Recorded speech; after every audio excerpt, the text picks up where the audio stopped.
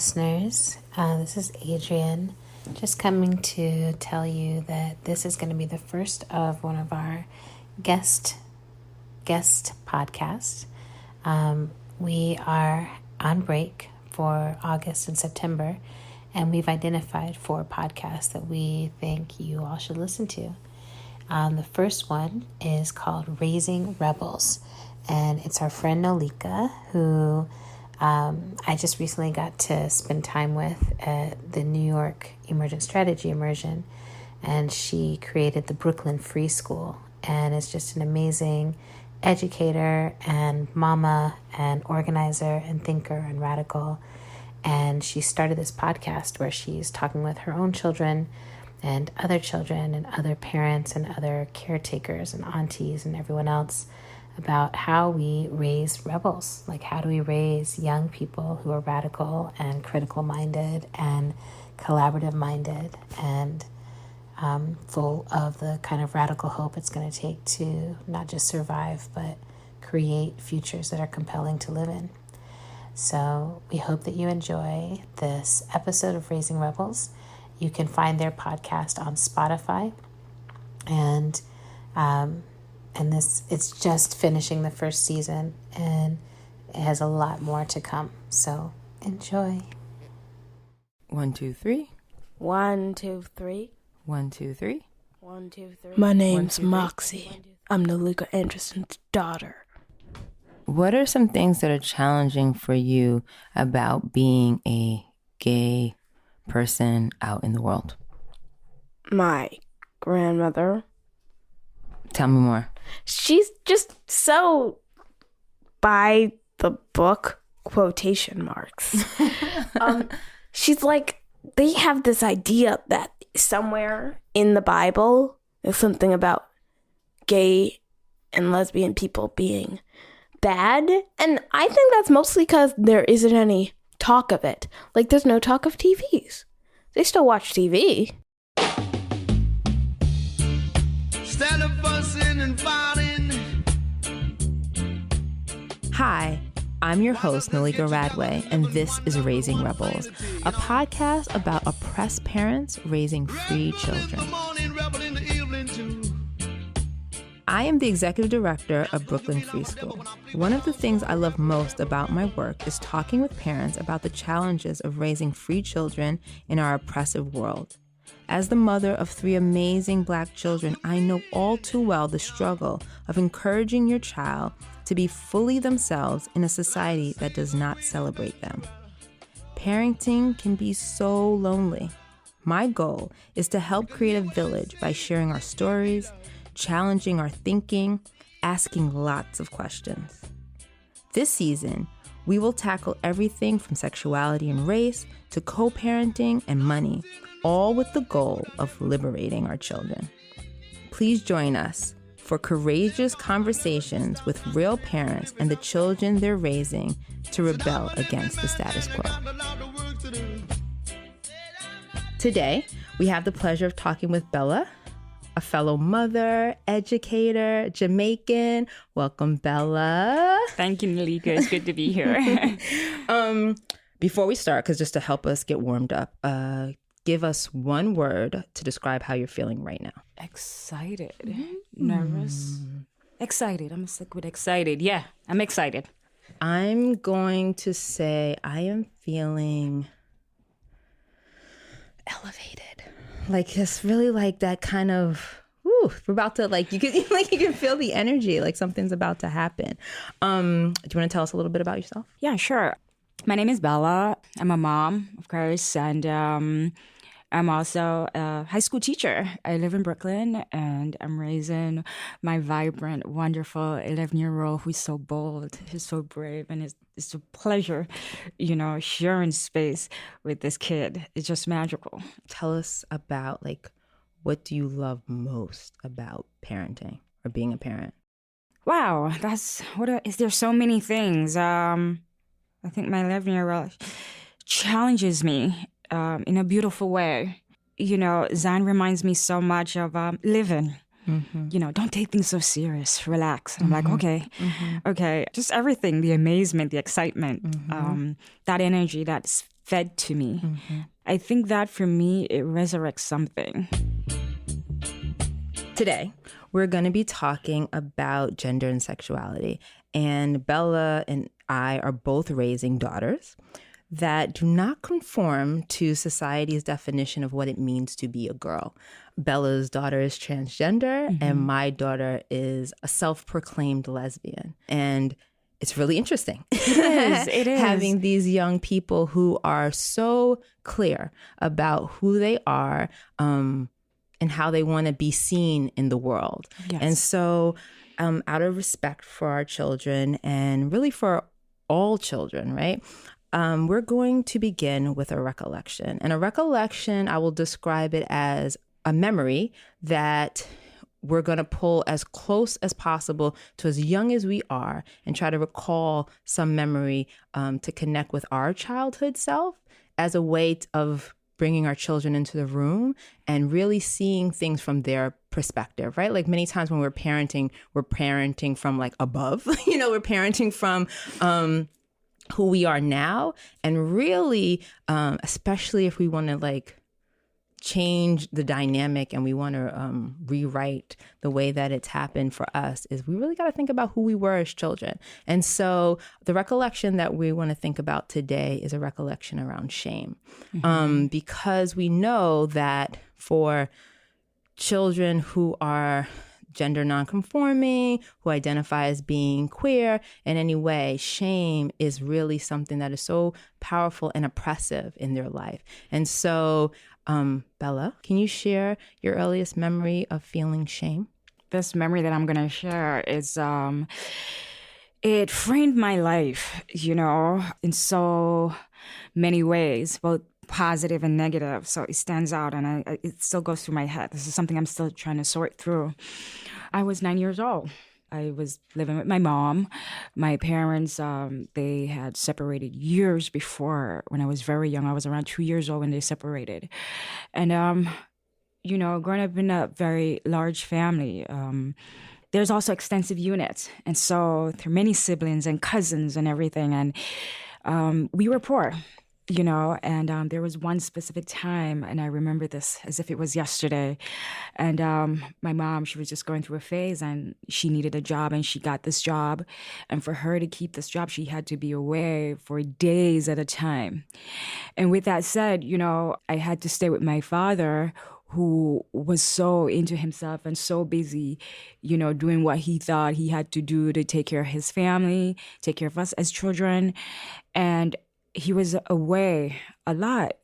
And so I was left, with my stepmom.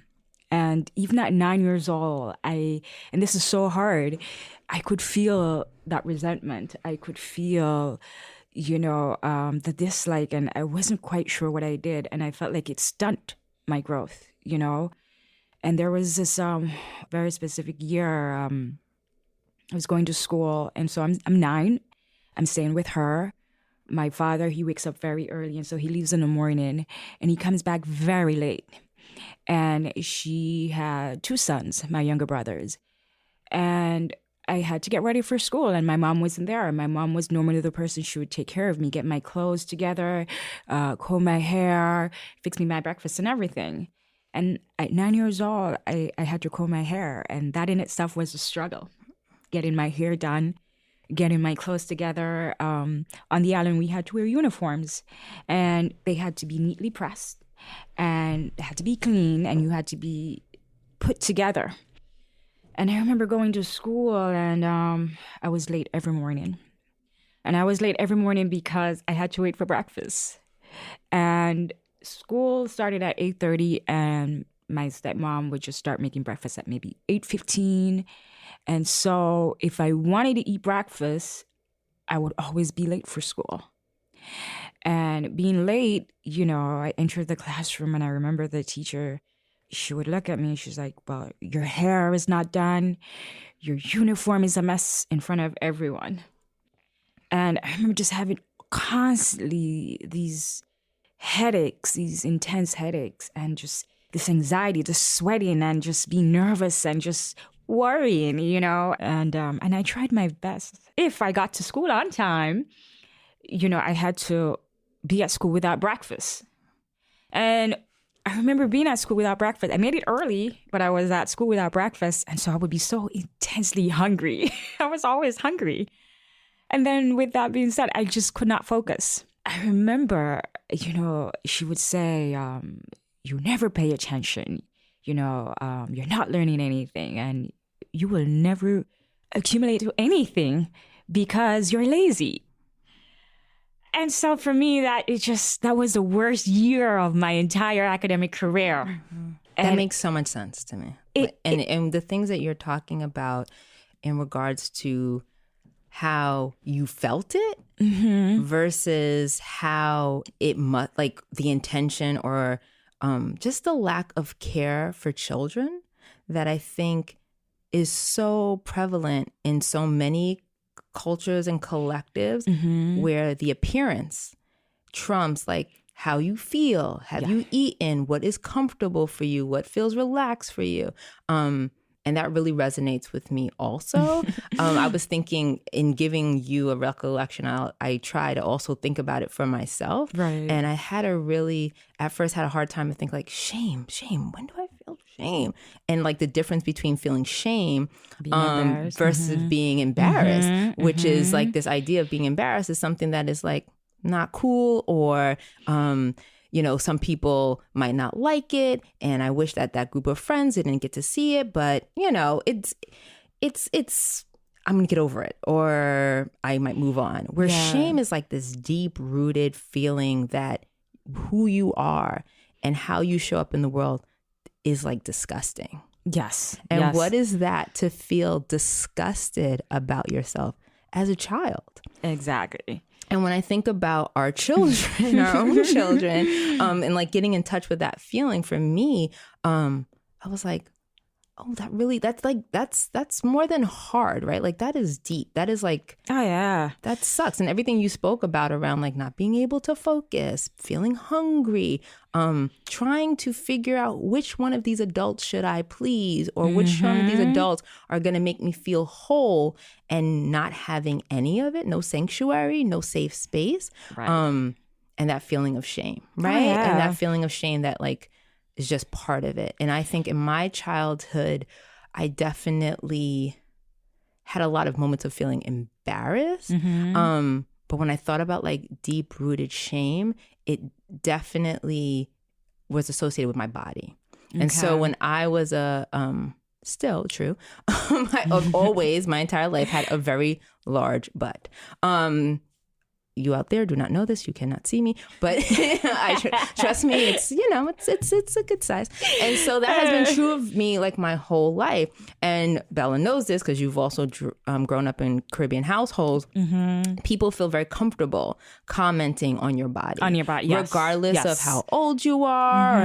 And their intentions, I don't really know what their intentions They'll are. shame you for it. But it makes you feel shame. Yes. And I think even looking back at it, there was some times when I was a child and someone would come, oh, your butt's so big. Look at Malika, her butt is getting so big. And I remember the sense of like, I don't know if that's a good thing. I don't know if that's a bad thing. Right. But I for sure wish no one could see it. I for sure wish that how I showed up in the world, or how I show up, because I can't do anything about that. That's just part of who I am. I don't like how that is making me feel. And that is me. You know what I mean? That is my identity. This is like all of who I am. And so I was really definitely thinking about the role I'm playing in my child's life around the feeling of shame. And so can you think of a time where I was like really trying to think for myself of a time of like that I caused shame for my child? And what was that around?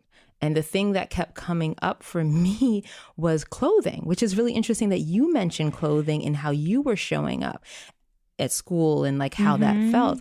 And I remember, like I've always been a parent, like I've always saw like kids picking out their own clothes. I must have read a book when I was really like a new parent. Like that's a place of freedom. That's a place, let them wear whatever they want. We could do that. I didn't even think about, well, I get to decide what's even available to them. And for Moxie in particular, and I think all my children really, clothing has a lot of meaning. It does. And when you are limited even in what is available to you, and it doesn't make you feel, it doesn't represent who you are in the world, you're going to feel shame. Yeah. And there's been many mornings, many mornings where I'm like, just get it. Come on, we got to go. Like I cannot sit here for the next, however long it's going to be where you change your outfits. You got to go and push them out into the world. Right. With this probably intense shame because the world's about to see them, but I at the time in those moments, I'm not thinking about that. I'm not thinking about myself as doing the thing that I'm working so hard not to do, causing the oppression, causing the shame. So my question for you is can you think of a time?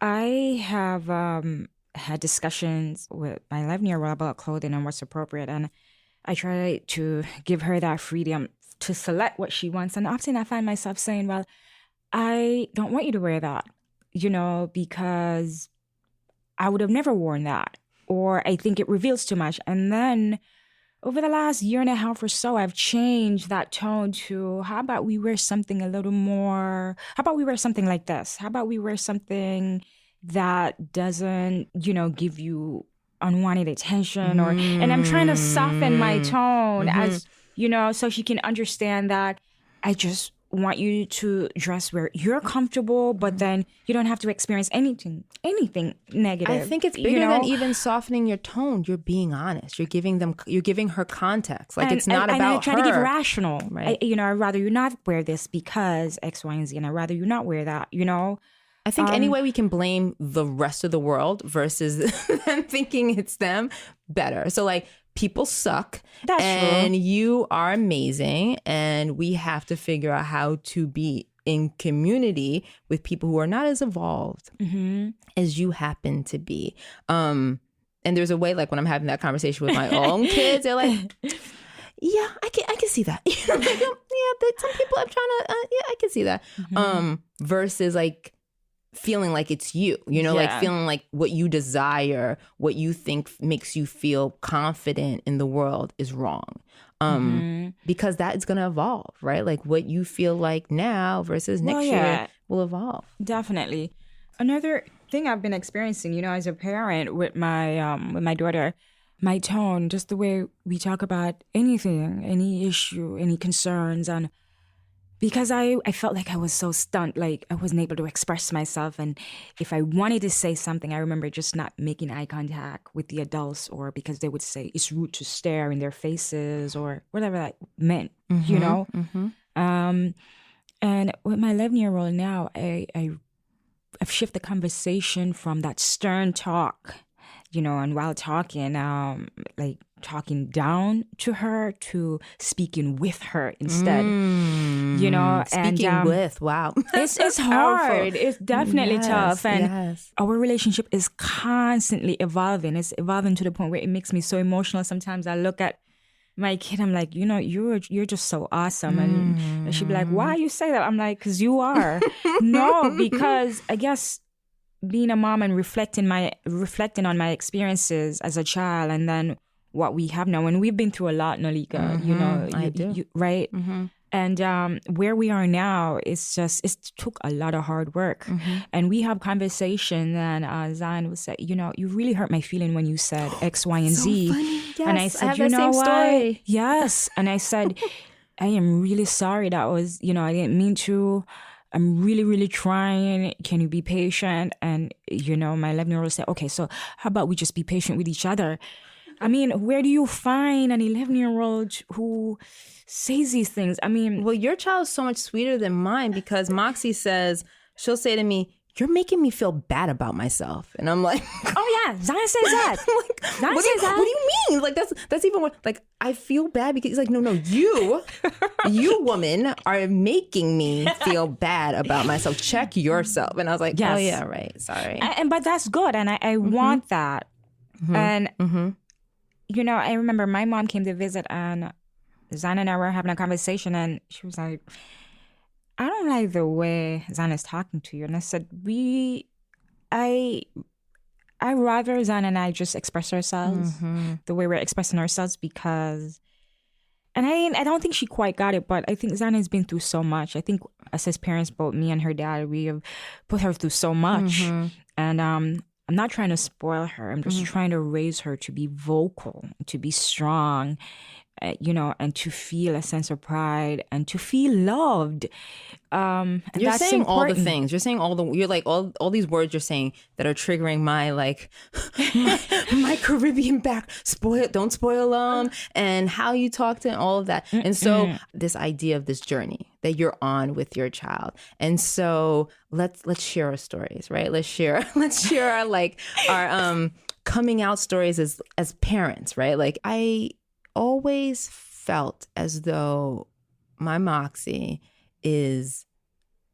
defines definition. Like that's just who she came in the world as. And it was like this random time, and we're a big family, a family of 5, big for us, not big from Jamaican island standards, but big for Brooklyn standards. We're a big family. Yeah. And it's very rare that myself and one of my girls would be like by ourselves, like just no one's around and we're by ourselves. And I found myself at the kitchen table, myself and Moxie. And she looks up at me. I don't even know what I'm doing. And she looks up at me and she says, "Mommy, I think I might be gay." And I said, "That's great, Moxie. That's awesome." And she looks at me, she's like, "I love you, Mommy." I was like, "I love you too, Moxie." And then I look over to her and she's like tearing up. And I think I said the right thing, but wait, why are you crying? Like, "Moxie, what's going on? Why are you crying?" And she's like, "I'm worried about Grandma." And it was really interesting because when you mentioned the grandma, her grandma who adores her, and their relationship is like amazing, and seeing my mother be grandmother to them, right, in contrast to how she was mother to me, is a whole other thing. That's different. That's a whole nother episode. It's always that's different. That's a whole nother episode. But after that, we just kind of lived like that's just our new reality, and the language and the ability to just own it and speak on it has been pretty incredible. What's your story? With Zion, I think we had gotten to a point, she wasn't sure.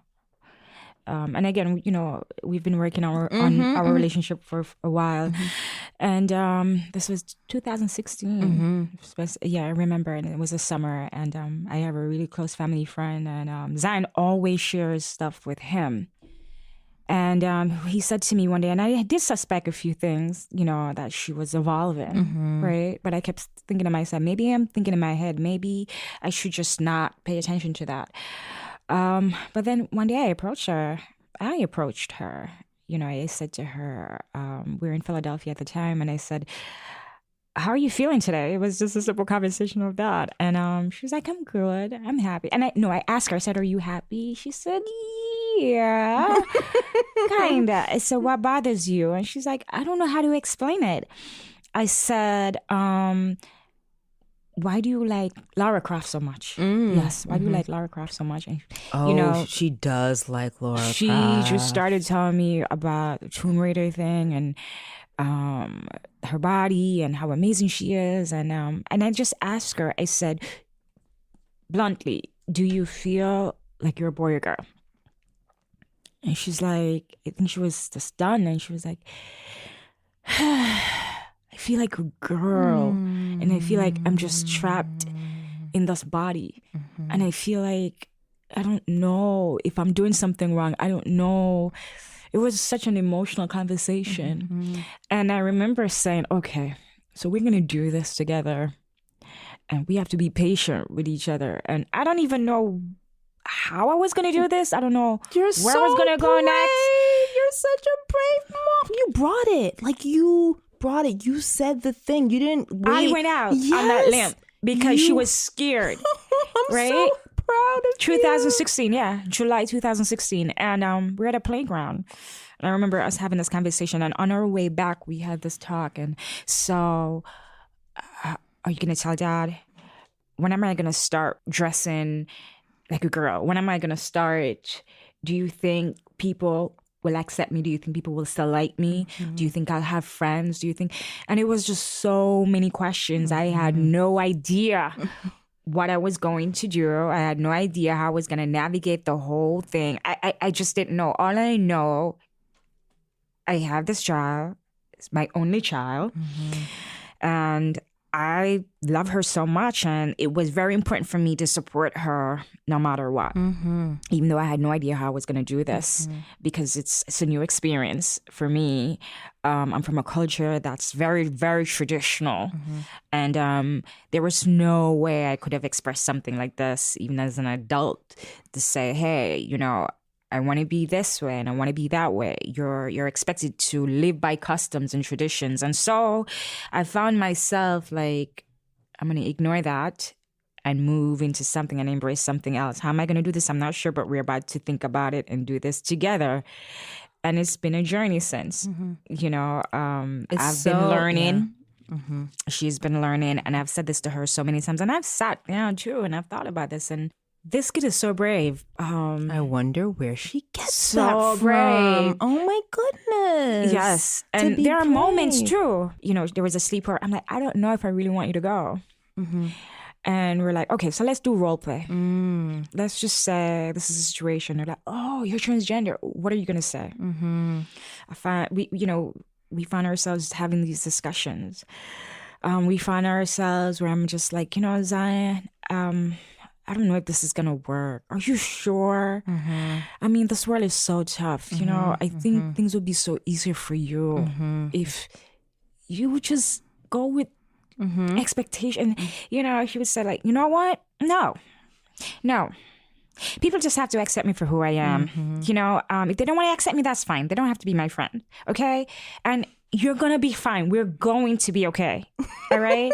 Whether they want to be your friends or not, you're going to be okay. I mean, these two are something else. I mean, Moxie is the same way, where she'll just say to me, if I have to, she said the other thing, like, if I have to choose between being safe and being me, I'm going to be me. That's and I brave. was like, what? And then also, what? You know, like. It's bravery. It's brave. That we never had. Moxie, can you give me some feedback around how did I handle it when you told me that you were gay? You were like super calm and understanding. It was like impartial in like a really serious way. Like you were like an infinity person. Like an infinity person? What does that mean? Like a person who would live forever, like has seen thousands of things like this. You're like, okay. You're super cool about it. Super cool? Super cool. I think you're super cool. So anything you say felt like it was going to be super cool to me. Can I ask you, when did you know, or when did you feel like you wanted to tell me? Well, I actually told my two friends first. Then I told my sister, Blue. Wait a minute. You told Blue before you told me? I think I did. When did you know? I knew a while before I told you, like a week. I kind of knew. Because I, like, fell in love with this person. And I, like, knew. I just knew. Pretty much. I didn't know you fell in love. That's so sweet. I did. Are you still in love? Yes, very much so. Ooh.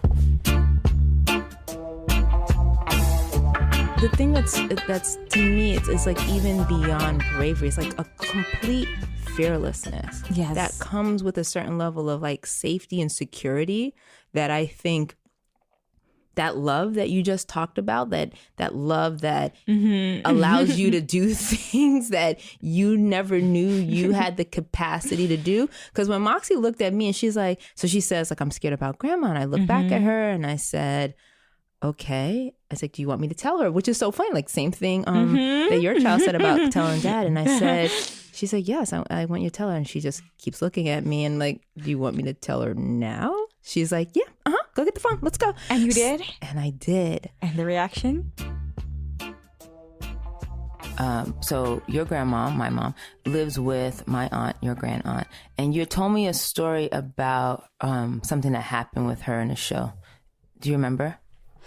Yeah, well, I was watching SpongeBob, and like she likes watching like this pranking show with us, and so I thought maybe she'd like SpongeBob, and so I invited her to watch with us, and she said, I don't like SpongeBob. And it's like, and I said, why? And she said, because someone in her church said SpongeBob was gay. And then she left the room, and it really hurt my feelings, and I cried for a bit. Why did it hurt your feelings? Because I'm gay at that time, and it hurt my feelings because I thought maybe she wouldn't love me anymore. And you also said that you told me that you felt like it was, I don't know the word you used. What'd you say? The idea that she would love you, but she can't watch the show is a little unsettling. Like, no matter who I became, she would just let me be. That's an unsettling thought. Mm-hmm. It is an unsettling thought. And I think you also said it was like hypocritical in some way. It is, because if no matter what I became, she still loved me, then did she really love me? Did she love the idea of me? Did she love me because I'm related to her? It's like unsettling. Versus all of who you are. Mm-hmm. Well, I love all of who you are. I know. Thanks, Max. It was really interesting because I don't know that I would bring that to my mother about me. Any aspects of my identity, any aspects of who I am. She'd have to like find out about it, or she'd have to it'd have to come up even. Right. But for Moxie, right. I picked up the phone and I called her, and I had all the butterflies. Like I had all of the I have no idea what's going to come on the other end of this conversation. And I called her. I said, Moxie just said that she thinks she may be gay. And she's really concerned about whether or not you're still going to love her. And I told her very clearly that, of course, Grandma loves you, but she is concerned. And my mother went into the questions around, but what did you say when she said it to you? Okay. And really kind of unpacking whether or not I affirmed her or if I kind of challenged her thinking. Right. And I kept saying, she says, what? Well, she's young. Maybe she doesn't know. Are you just give her time? It wasn't like a shut her down. It was just, she doesn't have to know that yet. She doesn't have. And I said, I was like, Ma, I am going to affirm her. And she can change. She can next week come back and say, actually, I don't think so. Actually, I think I'm straight, or actually think I'm actually I don't even think I like I don't even think I like whatever gender. Right. You know what I mean? She can come, but what she brings to me, I am going to affirm. That is my job as her mother, and my mother got that.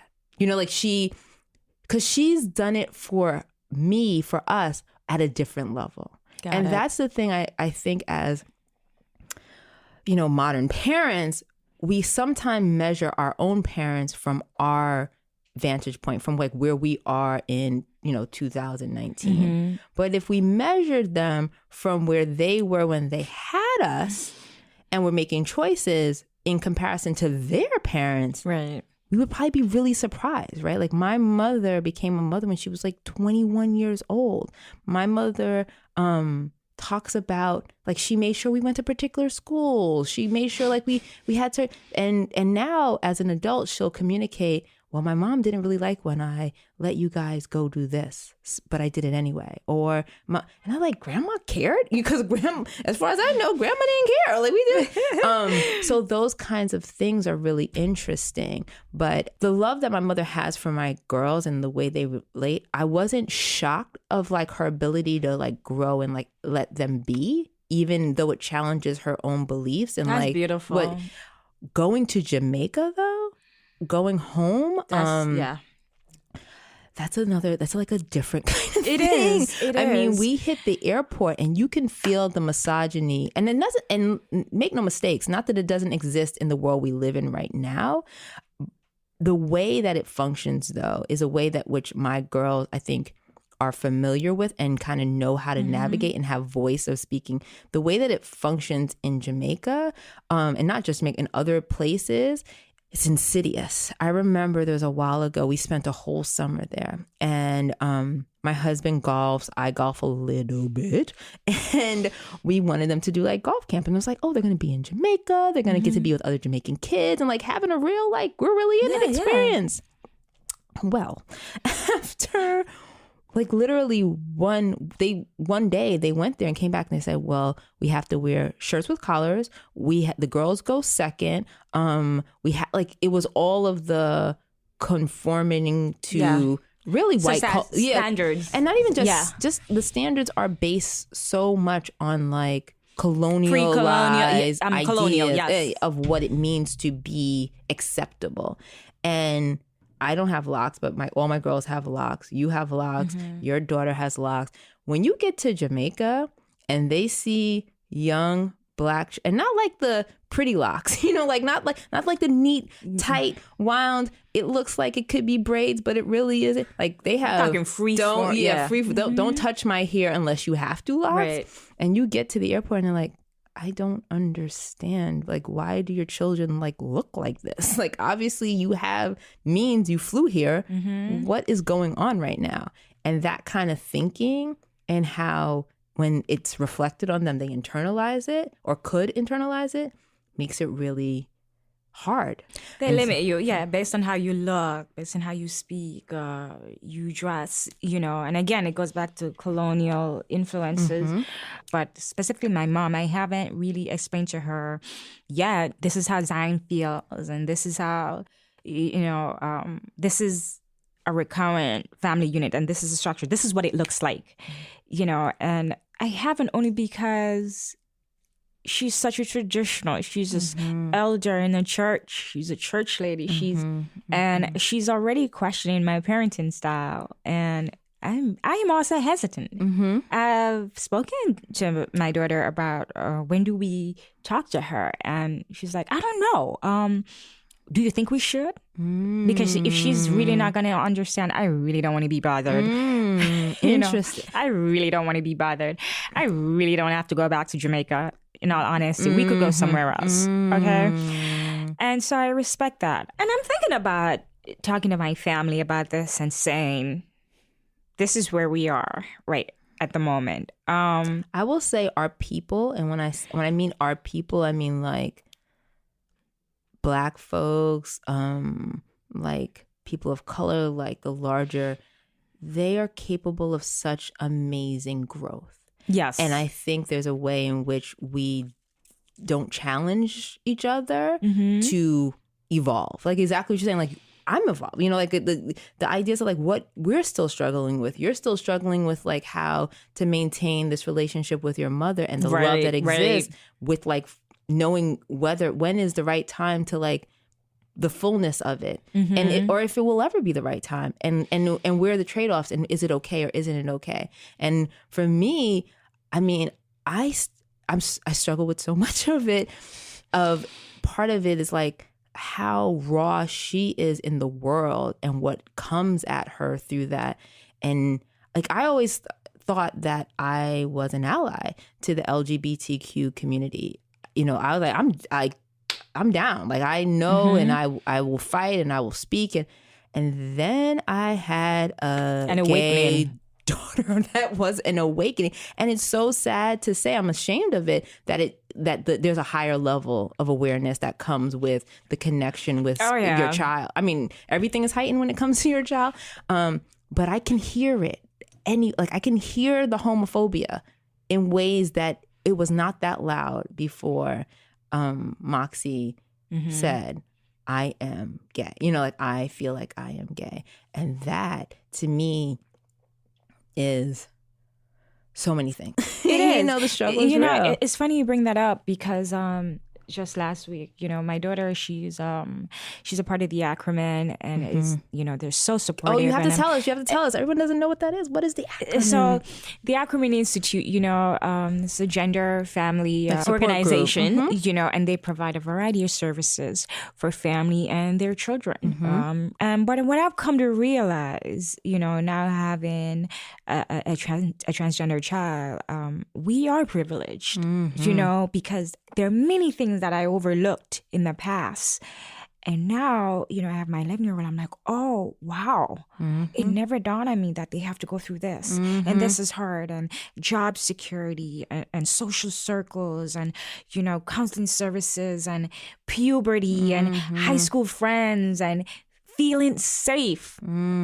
Feeling safe. Our human space, it's just being compromised because of people's personal opinions. And something about feeling safe, that human right, that human dignity that's being taken away. I've never really thought about it for a moment.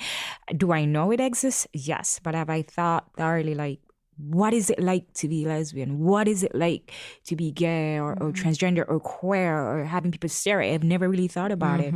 And now I'm here and I have to accept it all. And I'm going through it. And so for many people who may say, oh, I don't care, it's just, we are privileged in a way where we do not have to deal with certain situations, and we don't have to be uncomfortable about using the restroom and how we want to dress and how we see ourselves and how we act, right? I've overlooked all of that. And then now I'm in a situation where I have to accept all of that. And it's right there. It's laid out on the table. It's not as simple because we live in a society that dictates everything from what you should eat and how you should look and what it means to be a woman or a girl, what it means to be a man and a boy. What about the in-between? And what about allowing spaces for people to just be, whether they want to identify as he or she or they or them? It shouldn't. Why are we so fearful? That's the bigger question. And why do we stun our kids? And why do we tell them you have to wear this and you have to look this way, you should speak this way? And it parallels racism, and it parallels so many other social issues, feminist movement. You cannot support one without supporting the other. Absolutely. Because all women are involved. But at the same time, we have to really accept other groups and accept the struggles, and all this comes under the umbrella of capitalism too, and the role it plays and how it dictates society. You're giving away, you're telling all of our business. You're telling everybody where we're going all the way down the road. Oh my God. I want to just say, okay, I'm going to pause and slow down. I want to say thank you so much for being so generous with yourself and with your child and with your story. I feel so blessed to have you as part of my village. We really appreciate it, and we will honor your story. Thank you, Bella. You're very, very welcome, of course. Rebel in the morning, rebel in the evening too. Thanks to Bella. And let's remember, Black folks, folks of color, oppressed people, we can evolve. We can be bigger than what we've been given and what we've learned. There's so much more for us to do. There's so many ways we can grow and change the world. And it starts with being open to changing ourselves. Thank you for listening. We wish you the best of luck along your parenting journey. And know that I have your back. On the next episode of Raising Rebels, we'll discuss money and teaching Black children financial literacy while acknowledging America's widening racial wealth gap. This podcast was produced by Domino Sound. This week, we want to give a shout out to the Ackerman Institute for Gender and Family Project for all the support they give to children that are gender nonconforming and all over the LGBTQ spectrum. I also would like to give a special shout out to the Prospect Center that helped develop the practice of recollections that really helped us get into the mood and thinking about our children.